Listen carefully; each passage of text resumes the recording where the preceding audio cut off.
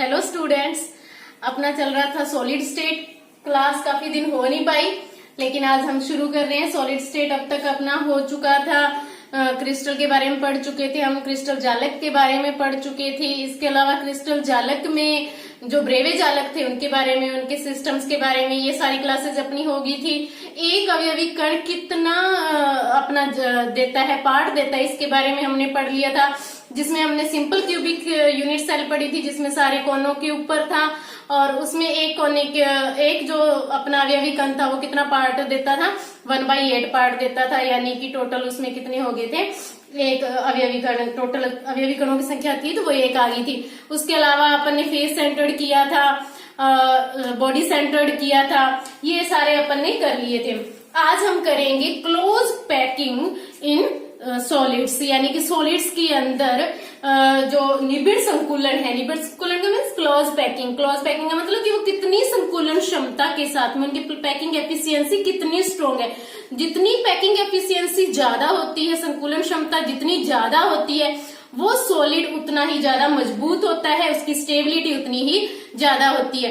तो आज अपन ने जो अपने यूनिट्स जो अपन ने पढ़े थे, अपने सिस्टम्स पढ़े थे, जैसे बीसीसी, एफसीसी, इनके बारे में पढ़ा था। तो इसमें देखेंगे कि इनकी संकुलन क्षमता कैसी है या किसमें कितनी ज्यादा है। तो आज का अपना टॉपिक क्या है, क्लोज पैकिंग या क्लोज पैक्ड इन सॉलिड्स। पहले अपन बात करेंगे क्लोज पैकिंग की। क्लोज पैकिंग क्या होती है? क्लोज पैकिंग होती है कि कोई क्रिस्टल है, उसकी मैक्सिमम पार्ट किसके द्वारा फिल किया जाए, अवयवी कण के द्वारा। यानी कि किसी क्रिस्टल का, किसी जालक का मैक्सिमम जो जगह है वो अवयवी कणों के द्वारा ऑक्यूपाई हो जाए और उसमें कुछ हिस्सा खाली रह जाए। अब कितना हिस्सा खाली रह जाता है या कितना हिस्सा भरा जाता है, जितना ज्यादा हिस्सा भरा जाएगा अवयवी कणों के द्वारा, उसकी पैकिंग एफिशिएंसी उतनी ही ज्यादा स्ट्रॉन्ग होगी, उसमें पैकिंग उतनी ही ज्यादा होगी। यानी इसकी जो अपन डेफिनेशन की बात करें तो ये एक ऐसा अरेंजमेंट है, अरेंजमेंट ही अभी क्लोज पैकिंग का या संकुलन क्षमता, निबिड़ संकुलन, हिंदी में इसको क्या कहते हैं, निबिड़ संकुलन। निबिड़ संकुलन तो एक ऐसा अरेंजमेंट है जिसके अंदर अवयवी कणों के द्वारा यानी पार्टिकल्स के द्वारा मैक्सिमम, क्रिस्टल का मैक्सिमम पार्ट ऑक्यूपाई हो जाता है और उसमें थोड़ा हिस्सा रह जाता है, खाली रह जाता है, कुछ हिस्सा वैकेंट रह जाता है। तो इसमें हम लिख सकते हैं कि the maximum part of crystal is occupied by particles and the minimum part is remaining vacant. तो आप इसकी डेफिनेशन लिख सकते हैं कि किसी भी क्रिस्टल का यह एक ऐसी व्यवस्था है, या निबिड़ संकुलन एक ऐसी व्यवस्था है जिसमें अवयवी कणों के द्वारा क्रिस्टल का अधिकतम भाग भर दिया जाता है और उसमें कुछ हिस्सा, न्यूनतम हिस्सा उसका खाली रह जाता है। अब उसके बारे में हम बाद में बात करेंगे कि जो ये अवयवी कण होते हैं, अवयवी कणों को हमने बताया था कि लैटिस पॉइंट कहते हैं, जालक बिंदु कहते हैं। ये हमने प्रीवियस क्लास के अंदर कर लिया था भाई, लैटिस पॉइंट की बात की थी हमने, क्रिस्टल बिंदु की या जालक बिंदु की बात की थी। क्या होते हैं अभी क्रिस्टल पॉइंट, हमने प्रीवियस क्लास में किया था, फिर भी मैं थोड़ा सा इसे रिवाइज कर देती हूँ। क्रिस्टल लैटिस पॉइंट क्या होते हैं? लैटिस पॉइंट होते हैं अवयवी कण, वही अवयवी कण जो अपना हिस्सा दे रहे हैं किसी भी क्रिस्टल जालक के अंदर। तो जितना हिस्सा जो अवयवी कण है, जैसे कि अपन इसमें क्यूब की बात करें, सिंपल क्यूबिक यूनिट सेल की अगर हम बात करें, तो ये जो बिंदु है, जो अवयवी कण है, ये क्या है, अपने लैटिस पॉइंट है। और ये लैटिस पॉइंट एक सरल रेखा के द्वारा, एक सिंपल लाइन के द्वारा एक दूसरे से अटैच होते हैं। इन बिंदुओं को जो ये अवयवी कण है, क्या कहते हैं, लैटिस पॉइंट। तो लैटिस पॉइंट जो होते हैं, अवयवी कण होते हैं, उनकी एक निश्चित व्यवस्था होती है और वो एक दूसरे के साथ में जुड़े हुए रहते हैं, एक दूसरे को अटैच करते हैं। ये भी मैंने प्रीवियस क्लास में बता दिया था कि जो ये लैटिस पॉइंट होते हैं, क्रिस्टल बिंदु होते हैं, जालक बिंदु होते हैं, ये एक दूसरे को स्पर्श करते रहते हैं, एक दूसरे से दूर नहीं होते हैं। सेकंड पॉइंट जो हम इसका लिखेंगे संकुलन क्षमता का, उसमें हम यही लिखेंगे कि जो लैटिस पॉइंट है वो एक दूसरे के साथ में अटैच होते हैं। The lattice point are attached to each other, जो जालक बिंदु है वो एक दूसरे के साथ में स्पर्श करते हुए होते हैं। नेक्स्ट पॉइंट जो अपना हो जाएगा, जो सॉलिड है वो मैक्सिमम स्टेबिलिटी लैटिस पॉइंट के द्वारा ही गेन करती हैं, यानी कि जो अपने जालक बिंदु है वो उन्होंने कितना स्थान घेर रखा है वही क्या करते हैं, उसकी स्टेबिलिटी को निर्धारित करते हैं। यानी कि क्लोज पैक्ड जो सिस्टम है वही अपनी सॉलिड की स्टेबिलिटी को डिफाइन करता है या उसी के ऊपर अपनी स्टेबिलिटी डिपेंड करती है। 3 पॉइंट इसके हो जाएंगे। उसके बाद में हम इसको संकुलन, जो निबिड़ संकुलन है, इसके बारे में हम अभी पढ़ेंगे कि 1D के अंदर कैसा होता है, 2D के अंदर कैसा होता है और 3D के अंदर कैसा होता है। अब तक अपन ने सिर्फ बात की है कि निबिड़ संकुलन या क्लोज पैकिंग क्या है। तो क्लोज पैकिंग अपनी एक ऐसा अरेंजमेंट है जिसमें कि लैटिस पॉइंट एक दूसरे को स्पर्श करते हैं और क्रिस्टल का मैक्सिमम जो स्पेस है उसे ऑक्यूपाई करते हैं और रिमेनिंग जो वैकेंट पार्ट है वो बहुत कम होता है, मिनिमम पार्ट रिमेनिंग होता है। अब उसके बारे में बाद में हम बात करते हैं।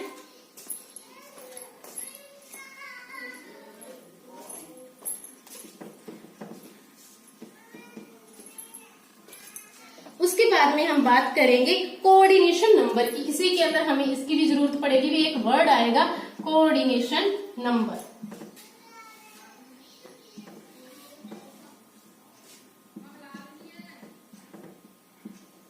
कोऑर्डिनेशन नंबर उपसंयोजन संख्या। ठीक है भाई, उपसंयोजन संख्या या संयोजन संख्या, उपसंयोजन संख्या, कोऑर्डिनेशन नंबर। कोऑर्डिनेशन नंबर क्या होते हैं भी, एक अवयवी कण जो लैटिस पॉइंट है अपना, एक अवयवी कण कितने कणों को दूसरों को स्पर्श कर रहा है। एक लैटिस पॉइंट कितने दूसरे लैटिस पॉइंट को लैटिस पॉइंट के साथ में अटैच है, वो अपना क्या होता है, कोऑर्डिनेशन नंबर। मैं एग्जांपल वही अपना क्यूब का एग्जांपल ले रहे हैं अपन, जिसमें कि अपन सिंपल क्यूबिक यूनिट सेल ले रहे हैं, जिसमें कि कॉर्नर्स के ऊपर अपने लैटिस पॉइंट थे। तो जो ये लैटिस पॉइंट है ये कितने लैटिस पॉइंट को दूसरों को टच कर रहा है, वो अपने क्या है, कोऑर्डिनेशन नंबर। जैसे कि अपन बात करें, ये वाली बात करें भाई इसकी, इस तरह के मान लीजिए अपन 1D के अंदर, तो ये कितनों को टच कर रहा है, इसके लिए हम बिल्कुल सेंटर वाले को देखेंगे, क्योंकि साइड वालों से हम डिफाइन नहीं कर पाते कि आगे वो कितना लंबा चल रहा है। तो बिल्कुल सेंटर वाले को ले लेते। तो बिल्कुल सेंटर वाला हम कोई भी ले सकते हैं, जैसे इसको मैंने और भी लंबा कर दिया तो उसमें से भी कोई बीच वाला उठा सकते हैं अपन कोऑर्डिनेशन नंबर देखने के लिए। तो देखो ये अगर हम 1D के अंदर बात कर रहे हैं तो 1D के अंदर ये वाला है, कितनों को टच कर रहा है भाई, एक ये रहा, एक ये रहा, एक ये रहा और एक ये रहा। यानी ये वाला पॉइंट जो अपना अवयवी कण है ये कितनों को और को टच कर रहा है, 4 को टच कर रहा है। तो इसका कोऑर्डिनेशन नंबर कितना हो जाएगा भाई, 4 हो जाएगा। अगर 1D के अंदर बात करें तो इसका कोऑर्डिनेशन नंबर कितना, उस उपसंयोजन संख्या कितनी है, 4 है, क्योंकि बिल्कुल बीच वाला जो है वो बाकी कितनों को टच कर रहा है, 4 को टच कर रहा है। जरूरी नहीं है कि हम इसी को ही देखें। अब कुछ के माइंड में ये क्वेश्चन आ रहा होगा कि ये वाला तो सिर्फ 3 को ही टच कर रहा है, ऐसा नहीं है भाई, ये आगे कंटिन्यूअसली चल रहा है। ठीक है भाई, ये एकदम से क्यूब के अंदर है, यानी कि सारे एक दूसरे को टच करते हुए हैं। ठीक है भाई, क्यूब भी ना हुआ या कुछ भी हुआ तो अगर अपन कोई भी सिस्टम लेते हैं तो वो पूरी तरह से बंद होता है, बंद लेते हैं अपन, क्लोज पैकिंग की बात की है, यानी कि बंद होता है। बंद होगा तो वो जहां पे भी एंड होगा तो वो लास्ट वाला जो उसका पॉइंट होगा वो पहले वाले के जैसा ही होगा। तो इसमें कोई दो राय नहीं है कि अगर आपको ये लग रहा हो कि ये यहाँ वाले हैं वो तो खत्म हो गए हैं या इधर वाले हैं उनका अलग है, अलग नहीं है भाई। ये अगर इसको अपन घुमा के यूं पीछे बंद कर दे तो उसका उतना ही रहेगा, यानी कि मैं इसको बंद करूं इसके साथ में, इसको ऐसे फोल्ड कर दूं तो जो ये वाला है ये कितनों को टच कर लेगा, इसको टच कर लेगा भाई, तो कितने के साथ में टच हो जाएगा, 4 के साथ में टच हो जाएगा। तो वो नहीं है कि, और इसको भी अगर अपन ऊपर नीचे वालों की बात करें, अगर इसको ऐसे बंद कर देंगे तो ये वाला और ये वाला एक दूसरे को टच कर रहे होंगे, ये इससे ये इससे। तो जब ये आपस में टच करेंगे तो ये वाले की बात करें 1 2 3 और चौथा कौन सा हो जाएगा, ये वाला हो जाएगा। ठीक है, तो मुझे लगता है कि इससे रिलेटेड कोई डाउट नहीं रह गया होगा। तो उपसंयोजन संख्या क्लियर होगी। मैं फिर से रिपीट कर देती हूँ, उपसंयोजन संख्या क्या होती है, कोऑर्डिनेशन नंबर क्या होती है, कोई एक लैटिस पॉइंट या अवयवी कण बाकी कितने अवयवी कण को स्पर्श कर रहा है, वो क्या होती है अपनी उपसंयोजन संख्या। चलो अभी नेक्स्ट अपन बात करते हैं अब कि अपनी क्लोज पैकिंग कितने टाइप की होती है। नेक्स्ट जो अपना क्वेश्चन है वो क्या है कि क्लोज पैकिंग कितने टाइप की होती है। देखो, क्लोज पैकिंग को पढ़ने के लिए हम निबिड़ संकुलन को पढ़ने के लिए इसको डिफाइन करते हैं 3 के अंदर, 1D, 2D and 3D। 1D 2D 3D आप समझते ही होगे, फिर भी मैं इसको बता देती हूँ। 1D का मीन्स क्या है कि हम एक ही रो में बात कर रहे हैं, चाहे वो स्ट्रेट रो हो चाहे वो ये वाली रो हो। और अगर अपन 2D की बात कर रहे हैं तो हम एक तल में बात कर रहे हैं, एक प्लेन में बात कर रहे हैं, ठीक है भाई। यानी कि उसकी लेंथ भी है और उसकी विड्थ भी है, यानी कि उसकी लंबाई भी है और उसकी चौड़ाई भी है। और अगर अपन बात करें 3D की तो हम उसके साथ 3D में यानी कि सारे स्पेस के अंदर बात कर रहे हैं। स्पेस का मीन्स क्या है कि उसकी लेंथ भी है, उसकी विड्थ भी है और उसकी हाइट भी है, उसकी लंबाई भी है, उसकी चौड़ाई भी है और उसकी ऊंचाई भी है। ये 3D होता है। तो हम तीनों के अंदर पढ़ेंगे कि क्लोज पैकिंग कैसी होती है। तो हम पहले बात करेंगे 1D की, दूसरी हम बात करेंगे 2D की और तीसरी हम बात करेंगे 3D की। तो जब हम 1D की बात कर रहे हैं भाई, तो 1D के अंदर क्या होते हैं, जो अवयवी कण होते हैं उनकी पुनरावृत्ति एक सरल रेखा में होती है, यानी कि जो अवयवी कण है वो एक सरल रेखा में होंगे। 1D के अंदर मैंने 1 डायमेंशनल, डी का मीन्स क्या है, dimensional, 1 dimensional, 2 dimensional and 3 dimensional.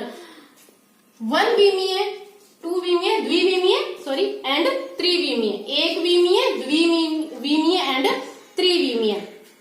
चलो हम बात करते हैं 1D के अंदर। इसमें क्या होता है, जो सरल रेखा होती है, सरल जो अवयवी कण होते हैं, अवयवी कण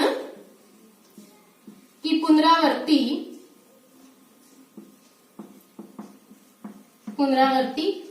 एक सरल रेखा में होती है।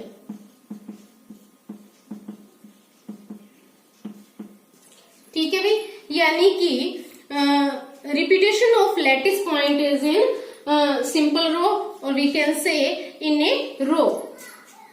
Repetition of lattice point in a row, यानी कि वो कैसे होंगे, या तो इस तरह से ले लीजिए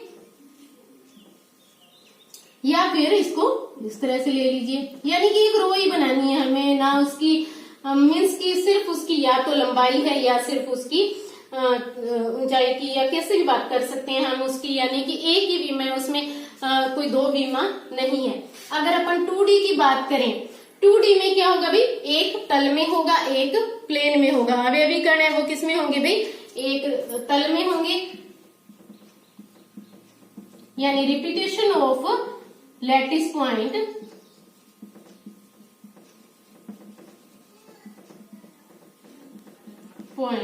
इन ए प्लेन, किसमें होंगे भाई, एक प्लेन में होंगे। प्लेन का मीन्स क्या है कि उसकी लंबाई भी होगी और उसकी चौड़ाई भी होगी, लंबाई और चौड़ाई होगी। यानी कि अगर अपन इस बुक की बात करें, मान लीजिए हम इसकी बात कर रहे हैं, तो ये इसकी लंबाई है और ये इसकी चौड़ाई है, ठीक है भाई। तो ये एक 2D का मीन्स क्या है, सिर्फ ये बात है कि हमें ये भी दिखेगा और हमें ये चीज भी दिखेगी, ठीक है भाई। तो किसमें होंगे वो, एक तल में होंगे। अब ये 2 टाइप्स के होते हैं,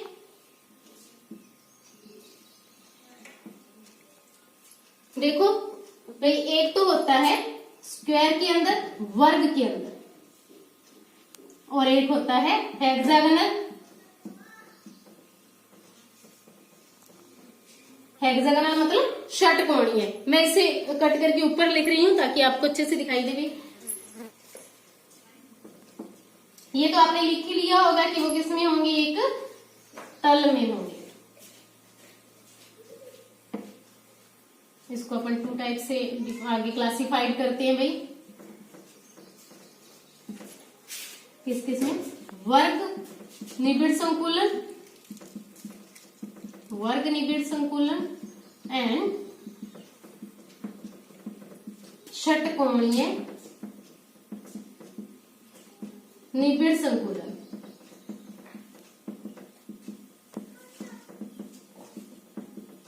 इंग्लिश के अंदर इसको भी कह देंगे square clause packing and hexagonal clause packing. Hexagonal clause packing. तो पहले स्क्वायर के अंदर देखिए, स्क्वायर के अंदर अगर अपन बात करें तो जो अपने अवयवी कण होंगे वो कैसे होंगे, स्क्वायर के अंदर होंगे। यानी कि जो अपने अवयवी कण की रो होगी वो एक अवयवी कण दूसरे अवयवी कण के जस्ट नीचे होगा। यानी कि जो रो होगी वो कैसी होगी, ए टाइप की, यानी कि सारी रो एक जैसी है, कोई चेंज नहीं है भाई। एक अवयवी कण के नीचे जस्ट नीचे दूसरा अवयवी कण है। तो इसमें अगर अपन बात करें, स्क्वायर क्यों कहते हैं कि अपन अगर इसको टच करते हुए भी इसको अगर अपन मेन पॉइंट मान रहे हैं, तो जो इसके टच करने वाले लैटिस पॉइंट है उनको अगर अपन जोड़ते हैं, उनको ज्वाइंट करते हैं, तो अपने पास में क्या बनता है, एक स्क्वायर बनता है। इसलिए इसे क्या कहते हैं, स्क्वायर क्लोज पैकिंग। अगर अपन बात करें इनके भाई कोऑर्डिनेशन नंबर की, तो कितनी हो जाएंगी भाई, 4 हो जाएंगी। कोऑर्डिनेशन नंबर कितनी हो जाएंगी, 4। पता ही है भाई, ये मैंने एग्जांपल पहले ही लिया था, जब मैं कोऑर्डिनेशन नंबर को एक्सप्लेन किया था तब मैंने यही एग्जांपल लिया था, जिसमें कोऑर्डिनेशन नंबर कितने हो जाएंगे अपने, 4 हो जाएंगे। और इसमें अगर अपन हॉरिजॉन्टल और वर्टिकल अलाइनमेंट की बात करें तो वो क्या होते हैं, प्रेजेंट होते हैं। यानी कि हॉरिजॉन्टल एंड वर्टिकल जो अपने बात करें अपन अलाइनमेंट, यानी कि हॉरिजॉन्टल एंड वर्टिकल, ठीक है भाई। हॉरिजॉन्टल एंड वर्टिकल अलाइनमेंट ये है, वो क्या होते हैं, सेम होते हैं, प्रेजेंट होते हैं। यानी कि यहाँ पर सीक्वेंस जो है वो प्रेजेंट है, एक दूसरे के जस्ट नीचे होता हुआ। तो यहाँ पर horizontal and vertical alignment is present.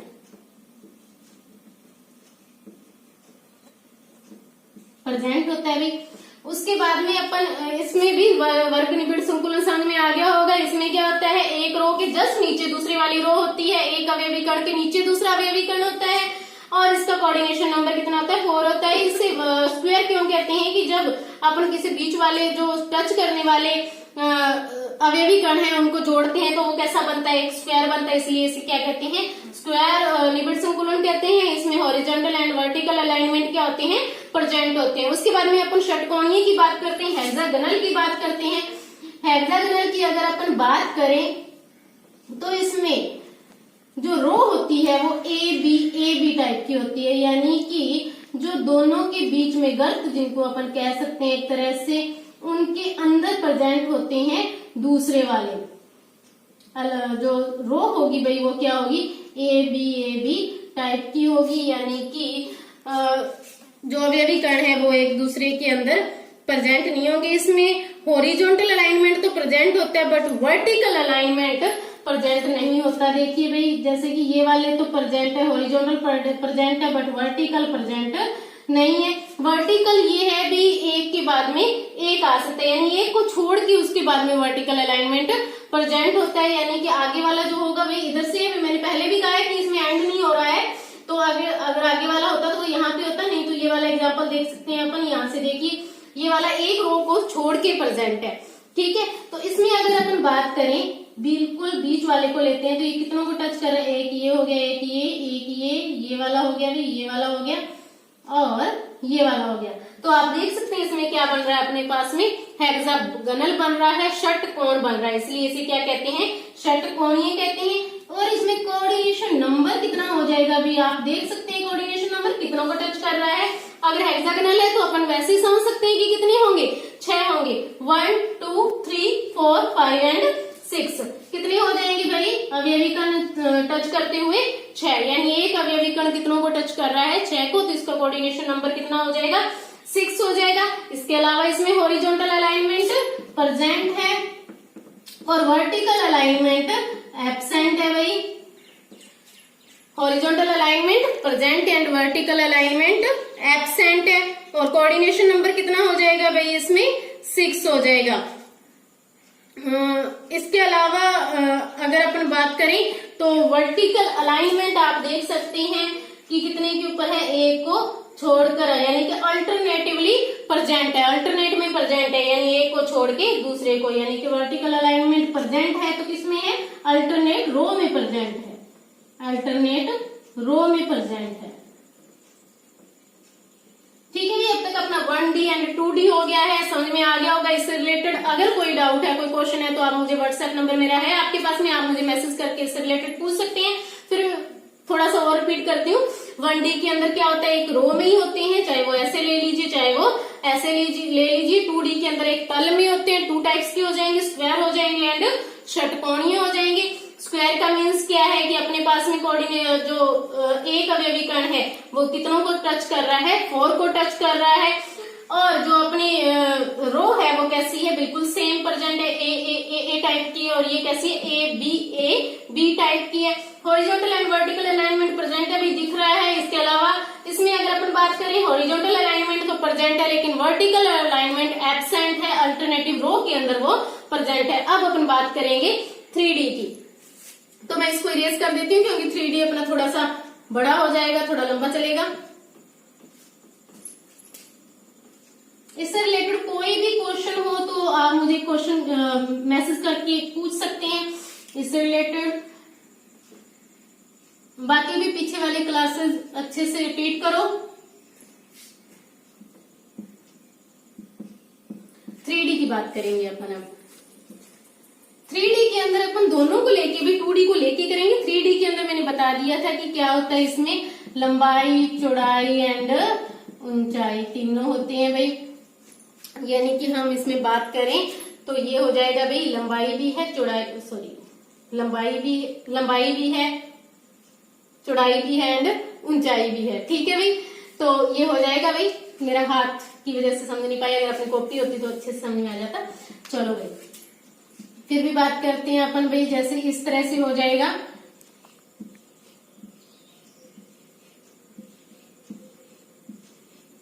ये हो गया भाई, देखिए लंबाई होगी, चौड़ाई होगी, ये ऐसे है अभी तक। ठीक है भाई, ये एक ही प्लेन के अंदर है। मैं इसकी दूसरी वाली रो ऐसे इसके ऊपर रख रही हूँ, जो अब बनाऊंगी वो इसके ऊपर है। जैसे कि ये वाला, इसको कितना ही ऊंचा करते जाएं अपन, एक दूसरे के ऊपर रखते हुए। समझ में आ गया होगा भी मैं क्या कहना चाह रही हूँ। 3D के अंदर अपन किसकी बात कर रहे हैं, ऐसे जैसे एक दूसरे के ऊपर रखते हुए और बनाते जाएं। ठीक है भाई, तो ये 3D में प्रेजेंट होगा, यानी कि स्पेस के अंदर 3D स्पेस में प्रेजेंट होगा। ये इसके समझाने के लिए अपन दोनों लेंगे भाई। एक तो bye using square close packing,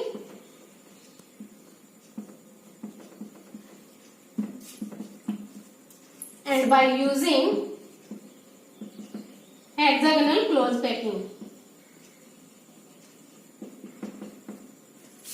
bye using square close packing यानी कि वर्गाकार निबिड़ संकुलन का उपयोग करते हुए और षटकोणीय निबिड़ संकुलन का उपयोग करते हुए।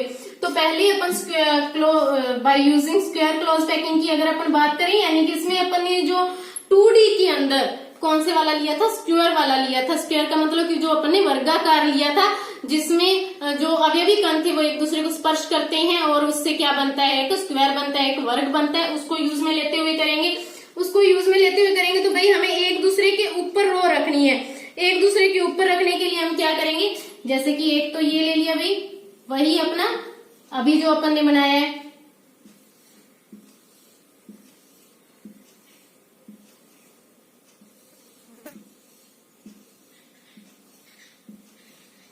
और दूसरा जस्ट उसके ऊपर, दूसरी रो जस्ट उन्हीं अवयवी कणों के ऊपर।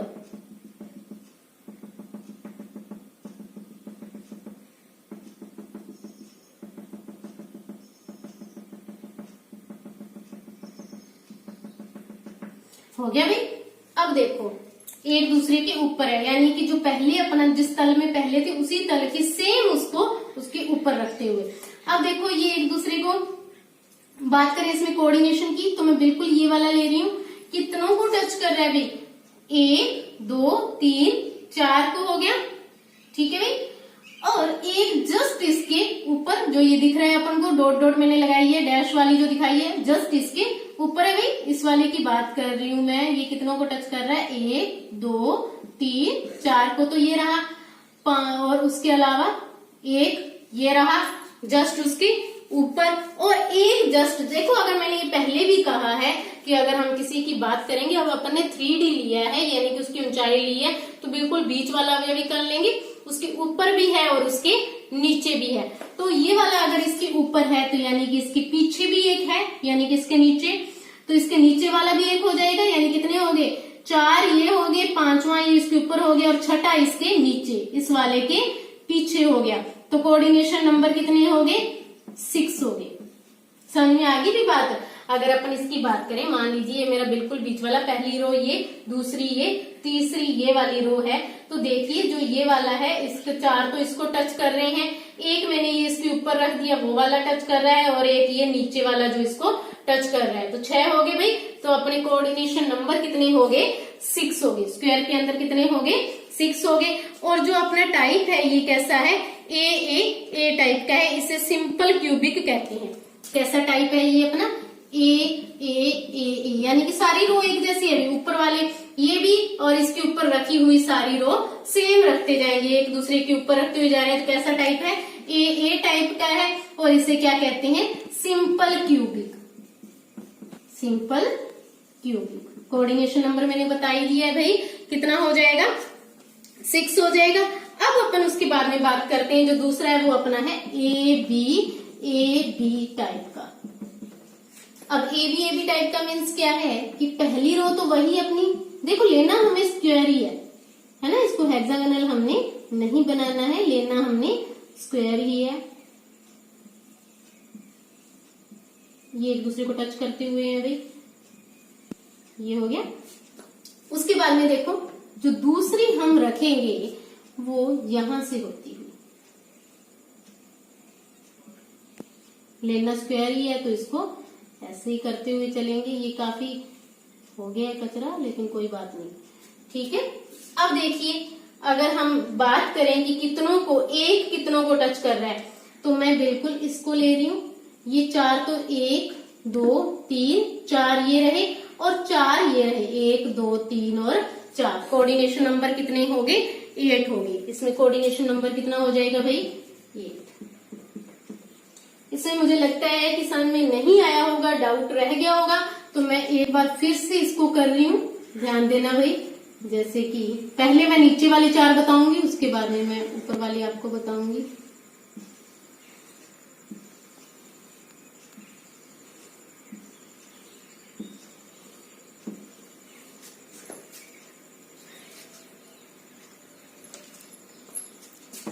ये वाला हो गया, तो 4 कौन से हो गए? 1 2 3 और 4।